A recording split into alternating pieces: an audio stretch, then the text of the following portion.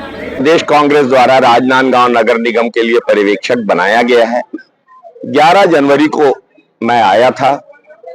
हम लोगों ने यहाँ पर कांग्रेस के कार्यकर्ताओं की बैठक ली थी और आवेदन की प्रक्रिया सबको स्पष्ट की थी कि आवेदन के साथ जाति प्रमाण पत्र होना चाहिए, मतदाता सूची का क्रमांक होना चाहिए, मनमोहन सिंह कमेटी का पैसा भी जमा करना है।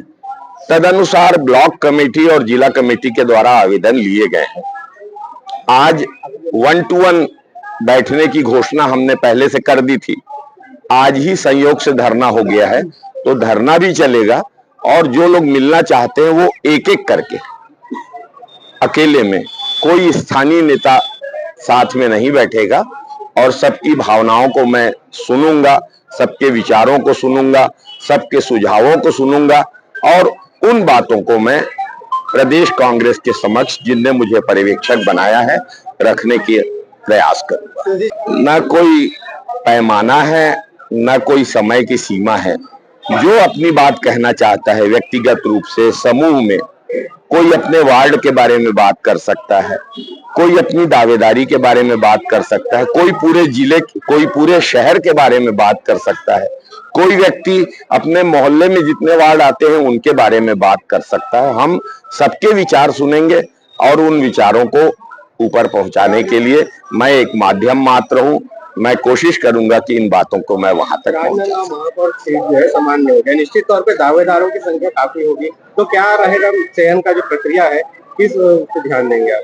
राजनांदगांव छत्तीसगढ़ की संस्कार धानी है और पूर्व में भाजपा सरकार रहते हुए, डॉक्टर रमन सिंह जी के मुख्यमंत्री रहते हुए, राजनांदगांव के विधायक रहते हुए 2-2 बार राजनांदगांव से कांग्रेस का महापौर डायरेक्ट इलेक्शन में जीत के आया है।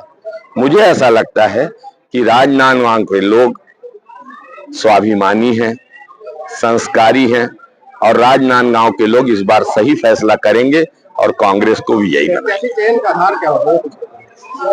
प्रत्याशी चयन का आधार स्वाभाविक रूप से जीत सकने की क्षमता, पार्टी के प्रति निष्ठा और पार्टी के कार्यक्रमों में सक्रियता को बनाया जाएगा।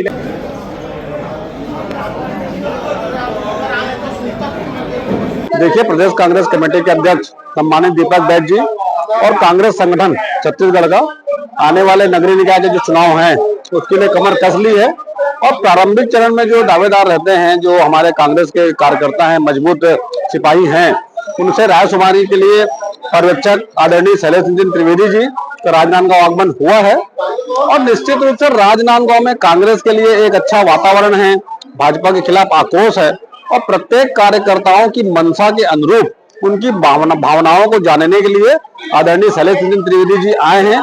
उनका एक लंबा राजनीतिक अनुभव है, निश्चित रूप से उनके अनुभव का लाभ हम सबको मिलेगा और हमारे कांग्रेस के कार्यकर्ताओं की, पदाधिकारियों की जो भावनाएं हैं वो प्रदेश नेतृत्व तक पहुंचेगा ताकि नगर निगम राजनांदगांव में कांग्रेस का महापौर और कांग्रेस के अधिकतर पार्षद चुनाव जीत करके भाजपा को मुंहतोड़ जवाब दे सके।